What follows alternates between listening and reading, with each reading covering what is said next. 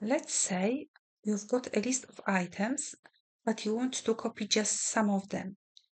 Go to Home, click small icon in the bottom right corner, and the clipboard will appear.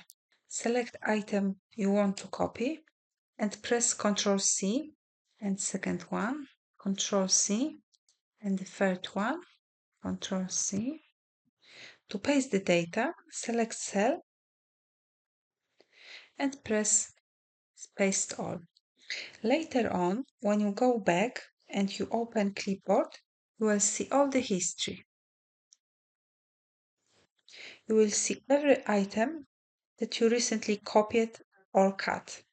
You can select one of these and paste it.